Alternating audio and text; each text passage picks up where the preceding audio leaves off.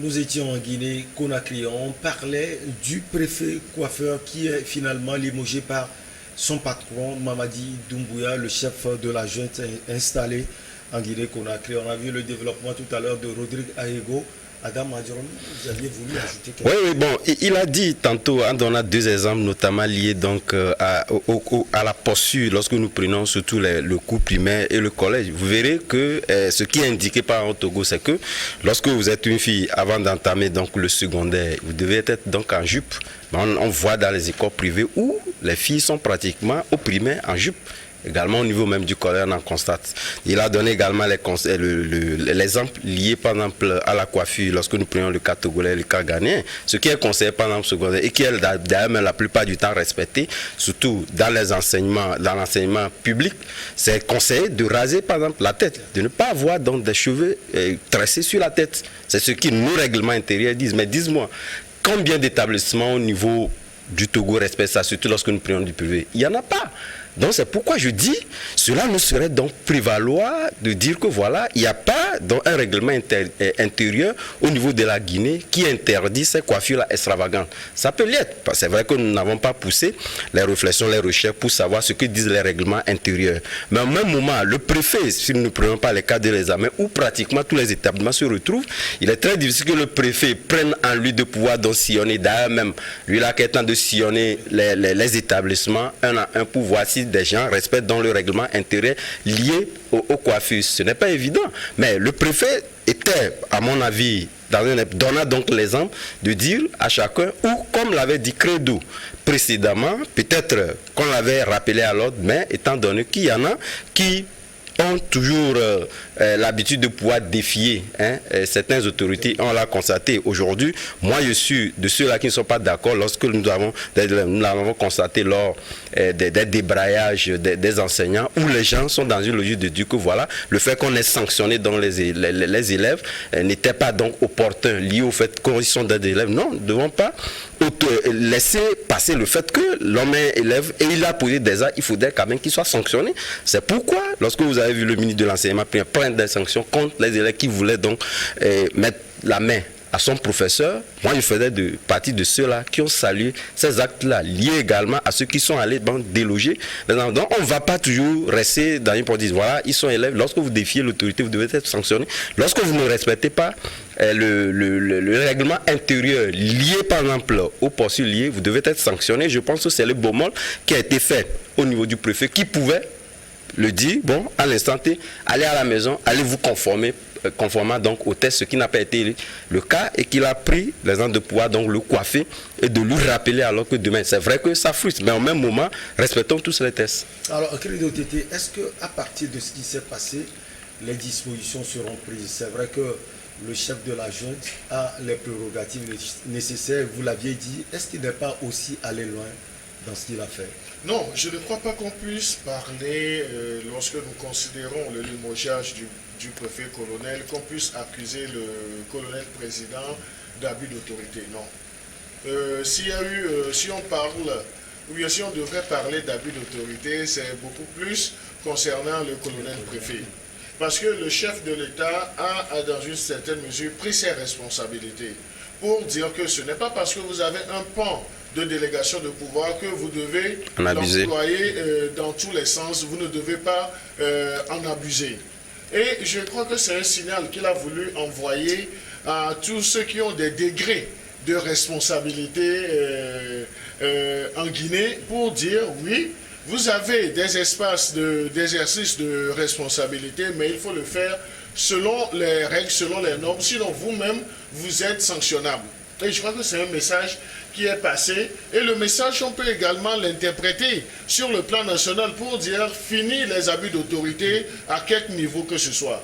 Maintenant, là où je nuançais un peu, c'est pour dire est-ce que la sanction n'est pas très élevée pour le colonel préfet? Est-ce qu'il n'y aurait pas eu d'autres mécanismes pour rappeler ce préfet à l'ordre? Parce que ce que le préfet a fait, avouons-le, ce n'est pas bien. On ne peut pas encourager cela. Parce que non seulement le candidat qui a été victime de l'abus d'autorité du préfet, mais les autres candidats aussi ont été déconcentrés à un certain moment. Donc c'est comme si on veut dupliquer ce qui se passe dans les garnisons, dans une salle d'examen ou bien dans un établissement scolaire. Cela n'est pas une bonne pédagogie. Là où j'en voudrais également au colonel préfet, parce que selon les informations, des tentatives auraient été faites même avant le jour de l'examen. Quels ont été les degrés de responsabilité? Rodrigue a cité le comité des parents d'élèves. Le corps professoral. Est-ce que le corps professoral a été impuissant devant cet élève? Est-ce que le comité des parents d'élèves de son établissement de provenance aussi a été impuissant? Est-ce qu'il n'y a pas un degré supérieur pour qu'on puisse conscientiser cet élève? Ou bien cet élève, jusqu'au niveau du préfet, est-ce que cet élève est tellement puissant qu'on ne peut pas le discipliner et qu'il faut penser le ridiculiser de la sorte et distraire les autres candidats? Donc c'est là où il y a le problème. Mais moi je dis, le président colonel Mamadi Doumbouya a bien fait de donner le signal pour dire, même si nous avons des marges de responsabilité, nous sommes également responsables de nos actes et nous devons rendre compte de nos actes. Donc si tu as mal fait en tant que pouvoir central délégué dans une préfecture, dans une contrée, toi aussi tu es sanctionnable. Donc ça c'est un bon exemple, on ne peut pas en vouloir. Maintenant, est-ce qu'on peut mettre l'action ou bien la réaction du colonel Doumbouya dans un registre d'éclat politique? On peut l'interpréter aussi. C'est ce que Adam souligne tout à l'heure. Oui, c'est ce que Adam insinuait. Donc on peut aussi aller sur ce terrain-là. Mais dans le contexte guinéen d'aujourd'hui, où il y a une certaine, on peut dire en griffe, une certaine dictature militaire qui est érigée, est-ce que ce n'est pas assimiler la gouvernance à tous les degrés à des ordres qu'on donnerait dans des garnisons? Donc ça c'est la grande interrogation. Mais je crois que on peut accuser, on peut blâmer, disons, le comité des parents d'élèves, le corps professoral, même l'administration de la préfecture, mais les plus défaillants, ceux qui ont été les plus défaillants, ce sont les géniteurs de cet enfant-là. Oui, parce qu'on ne peut pas dire, un enfant ne peut pas sortir de sa maison, élève avec des cheveux comme ça, comme s'il est vraiment indépendant, s'il s'est totalement accompli et qu'il n'a plus de respect vis-à-vis de ses parents. Parental, et on va le laisser. Donc je crois que ce sont les parents qui sont les premiers responsables même de ce qui s'est passé. Mais l'élève, en voulant défier et ses parents, et le corps professoral, et l'administration décentralisée, donc je crois qu'il en a pris pour sa mesure. Alors, il y en avait même... C'est aussi pour ajouter que dans l'acte de Doumbouya, là où il faut comprendre l'acte, c'est que dans un passé récent, l'ex-président Alpha Condé avait réuni des étudiants et a carrément insulté les étudiants, leurs parents, etc. Et donc cette image-là a ridiculisé aussi le système éducatif de la Guinée. Il avait promis des tablettes, il était dans tous ses états très suffisants, etc. Donc aujourd'hui, cet acte posé par le colonel préfet ramène forcément à ça. D'où, pour moi, l'idée d'avertir tout de suite pour dire, attention, on est préfet, oui, on est colonel, oui, mais on est parent et face à ça, il faut se comporter en parent. Et ce que Credo a dit, c'est bien, mais il y a aussi de ces enfants-là. Aujourd'hui, l'éducation a pris un coup sur le continent africain. L'éducation a pris un coup. Mais moi, chez moi, à la maison, je le dis, ça ne passe pas. Moi, je me souviens du jour où je suis rentré, j'ai vu mon fils aîné avec des... Je dis, ah, qui t'a fait ça? Je dis, viens, on va aller. Je suis allé, j'ai dit au coiffeur, la prochaine fois que je reviendrai trouver mon enfant avec ce genre de coiffure sur la tête, ce n'est pas à lui que j'aurai affaire, mais à toi. Donc, tu vois, ce sont mes enfants, ça. Donc, quand ils viendront, voilà. Et pas plus tard que récemment, j'ai vu, c'était un peu trop truc là, je lui ai dit, allez, retourne voir le coiffeur. Il faut qu'on rabaisse ça. Parce que moi-même, c'est dire dans une certaine mesure que Rodrigue est plus grave que le colonel préfet. Non, non, non. Mais lui, On va sanctionner le coiffeur. le point très important qu'il faudrait relever, c'est qu'il a joué sur la pédagogie. Sur la pédagogie, parce qu'on peut supposer que dans le cas d'espèce de son enfant, c'est quelqu'un qui ne se maîtrise pas, qui n'a pas encore... Non, il voit les autres. Il voit les autres quand il voit Non, mais il a l'école. voulu seulement copier. Ah, voilà. Mais le coiffeur est également un éducateur. Un éducateur. Donc c'est à lui de lui dire non. Ce que les gens font dans les clips. Tu n'as pas l'âge. Tu n'as pas de le l'âge faire. pour le faire. Mais aussi, ça ne te sied pas. Mais surtout aussi les référents également avancés par certains articles que j'ai lus où certains ont directement fait référence par rapport à l'ère d'Addis Camara qui essayait de régler publiquement un certain nombre de problèmes qui ne devaient pas l'être. Vous devez dire quelque part quand même que des gens ont contesté le fait qu'il y avait eu habit d'autorité lié au fait qu'on pouvait donc rappeler cet enfant-là demain en venant, comme l'a dit je pense Credo, en venant demain, on veut plus voir cette coiffure-là, serait quand même beaucoup plus indiquée, beaucoup plus pédagogique. Oui, si vous permettez, je voudrais aborder dans le même sens que Adam pour dire que après l'acte du colonel préfet, la population ne l'a pas encensé. Non, pas du tout. La population ne l'a pas encensé. Pas La du tout. population a regretté son geste, Voilà. mais la population l'a regretté également en tant qu'administrateur de sa préfecture. Mais cela ne voudrait pas dire que l'opinion au sein de sa préfecture l'a acclamé, oui. Donc ils ont décrié ce qu'il a fait comme acte. Donc c'est dire que il y a de la mesure dans les choses. Le colonel préfet n'a pas bien fait. C'est Le juste appeler colonel les gens à la président, retenue. oui, Quand la retenue. Quand on Et est face à ce genre de situation. Voilà. face à ces genres de situations, le colonel président a joué sa partition, mais il aurait pu jouer ça autrement. Selon Quelle serait la sanction autrement? Non, pas la sanction. on peut également rappeler à l'ordre ce colonel qui a confondu un établissement scolaire à sa garnison. Allez, on va au Nigeria. Adam, des hommes armés ont enlevé dimanche, c'était le 19 juin, 36 personnes dans 2 églises du nord-ouest du pays après avoir attaqué plusieurs villages de l'état de Kaduna. Alors ces attaques, Adam, sont récurrentes dans ce pays. On se souvient du jour de Pentecôte où il y a eu massacre, si on peut le dire, dans une église. cette église. Alors, comment expliquer encore une fois ce qui se passe au Nigeria? Non, ceci vient tout simplement en rajouter aux actes. Aux actes pas terroristes, parce que je pense qu'il y a des groupes armés également qui sévissent dans ces localités-là, donc serait quand même imputer ces actes aux groupes terroristes, puisque jusqu'au jour d'aujourd'hui, il est très difficile d'identifier ceux qui ont posé donc ou commis donc ces actes-là. Mais ce qui repose entièrement le problème de l'insécurité dans ces localités-là, où disons la gouvernance pratiquement de Buhari est mise en cause. Puisque c'est sur cet élan-là qu'il a été élu. Et il est revenu lors de son 2e mandat en voulant peut-être, ou pratiquement il a dit, encore apporter du fait qu'il avait été contesté, décrit lors de son 2e mandat, du fait qu'il n'a pas tenu parole en ce qui concerne donc l'aspect sécuritaire, et on voit pratiquement que cela va sans scène dégringolant, et c'est ce que nous constatons aujourd'hui.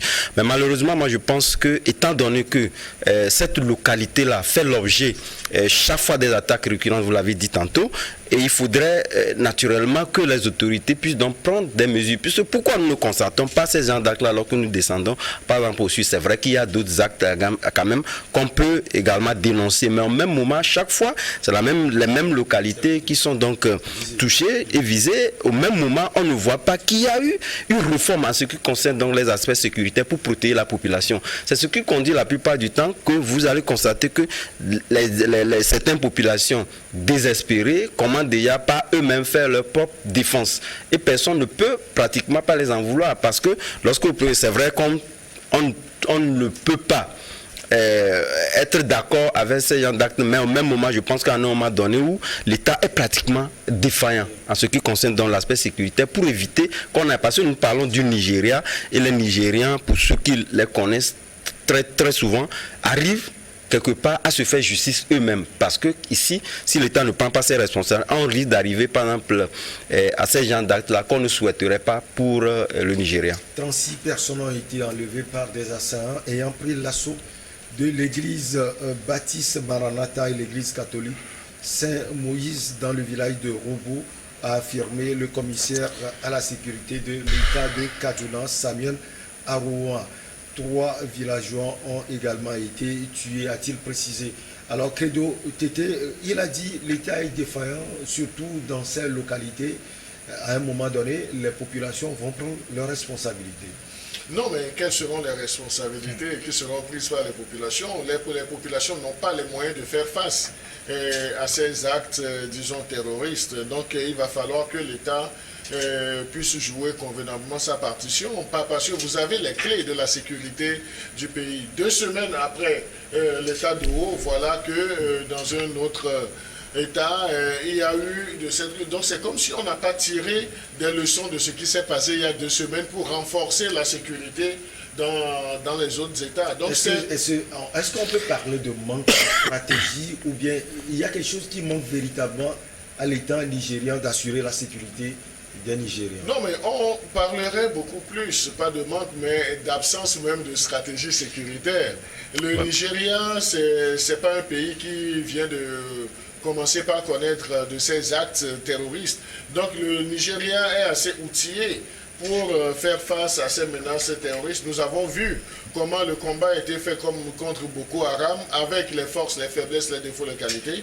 Mais je crois qu'il y a un problème, il doit y avoir un souci, même au niveau des états-majors, de la sécurité même du Nigeria. Donc c'est une défaillance que nous devons relever, et cette défaillance qui perd aujourd'hui, disons, le plus de tribus, donc je crois que c'est beaucoup plus les populations. Et là, moi, la sortie du commissaire, donc je crois que c'est avec... la sécurité. Non, c'est avec une nonchalance, donc c'est une insulte pour dire, il fait une sortie pour déplorer. Non, mais qu'est-ce que vous avez fait pour ne pas arriver là? Vous n'avez rien fait. Ou du moins vous n'avez pas suffisamment fait. Donc vous devez essayer de contrôler, de faire le maillage de votre territoire.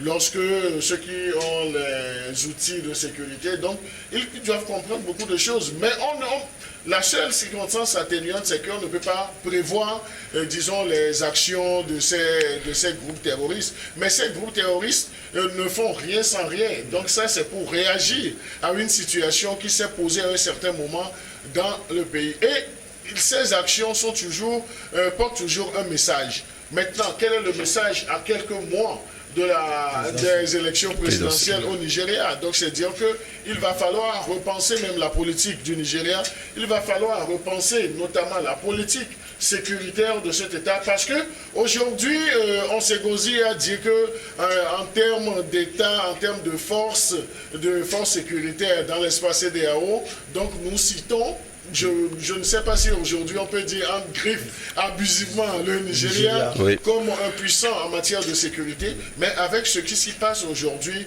on doit essayer de revoir notre copie. Et cela doit être un message également aux autres États membres de l'espace CEDEAO, bref, de tout le continent africain, pour dire la menace ou bien l'engouement des terroristes est tellement motivé qu'il va falloir réfléchir à d'autres niveaux d'escalier. Alors Rodrigue, enlevé, libéré, derrière ce cirque, il y a des fois des rançons. Alors les gens parlent de complicité même au sein de l'armée nigériane. Vous pensez que c'est ce qui retarde les choses? Écoutez, je crois que j'avais déjà dit il y a 2 semaines, je dirais, ici même, que c'est un business qui est très bien protégé, une machine bien huilée qui permet aux gens de manger tranquillement. 36 personnes, ce n'est pas 36 fourmis. Hein. On a enlevé, on les a mis dans quoi? Voilà aussi la grande question qu'il faut se poser. Mais le Nigeria, quand on a par exemple une société religieusement clanisée, ça pose ce problème. Quel est le problème aujourd'hui? Vous fouillez derrière, vous allez apprendre que ce sont des gens qui se réclament de l'islam, qui s'attaquent par exemple à ceux qui se réclament du christianisme. Et cette guerre-là, ça bat son plein au Nigeria tout le temps. Et c'est une guerre permanente. Et j'avais dit également que les dirigeants sortent sur ces petites considérations-là aussi pour se tailler leur part du gâteau. C'est-à-dire quand tu veux... On ne peut pas aujourd'hui comprendre qu'on a on se dit qu'au nord du Nigeria, il y a des musulmans et au sud, il y a des chrétiens. Et dans ça, par exemple, comment on peut vivre dans ce contexte-là sans essayer de réfléchir à un mécanisme qui permettre à chacun de vivre sa foi, sa religion. C'est là aussi la grande question. Et donc, si on ne débarque pas en pleine célébration pour incendier les églises, mais le cas contraire n'est pas trop fréquent. Vous n'allez pas entendre dire que des chrétiens ont attaqué une mosquée, par exemple, à 1 heure de prière. Et donc, ça devient de plus en plus dangereux. Et moi, l'appel que je peux lancer, c'est à tous ceux qui se réclament de l'islam, de faire de sorte qu'on puisse lever l'équivoque quant à ce qui est djihadiste, islamiste, et j'en sais rien. C'est-à-dire, finalement, il y a une sorte de confusion. Vous voyez par exemple ceux qui forcent, ou ceux qui sont identifiés comme en train de forcer par exemple l'entrée du Togo par le nord. Ils ne sont pas des gens qui tiennent la Bible en main. Ce ne sont pas des gens qui tiennent la Bible en main. Ceux qui ont frappé le Burkina, incendié les villages, ce ne sont pas des gens qui tiennent la Bible en main, ce sont des gens qui se réclament d'une religion donnée. Ceux qui ont frappé, je crois, avant-hier, nuit, 3 ou 4 villages au Mali, ce ne sont pas des gens qui tiennent la Bible en main. À un moment donné, ce ne sont pas des pasteurs. À un moment donné, il faut qu'on soit courageux, qu'on prenne véritablement le risque de toucher du doigt là où ça fait mal. Que ceux qui se réclament de l'islam, mais prennent leur bâton de pèlerin pour régler le problème, si ceux qui commettent ces actes ne sont pas des leurs. Parce que finalement, ce sont des vies humaines qui sont sacrifiées, on ne comprend rien. On ne comprend rien. 136 morts au cœur même du Mali, c'est avec tous les biens et tout, des gens qui débarquent sur 60 combien de motos, et puis voilà, mais tranquillement ils circulent, et au même moment, comprendre la présence et le genre de partenariat, de collaboration ou d'accord militaire qui lie nos États aux Occidentaux. Parce que, je l'avais dit, lorsqu'on avait enlevé 2000 filles de Chibok, et je ne sais pas par quel moyen, on a pu traîner cette foule de 2000 personnes sans que les radars et les satellites postés au-dessus, qui permettent même de filmer les gens dans leur intimité, dans leur chambre, n'ont pas pu détecter cela. Pour le Mali, les radars et les satellites russes étaient là, mais je n'ai pas pris. Non, je généralise. C'est en cela que je parle des 2000 filles. Et j'interroge le genre d'accord de partenariat ou de quoi militaire qui lie nos États à ces États occidentaux qui ont tous les moyens avec lesquels ils nous menacent.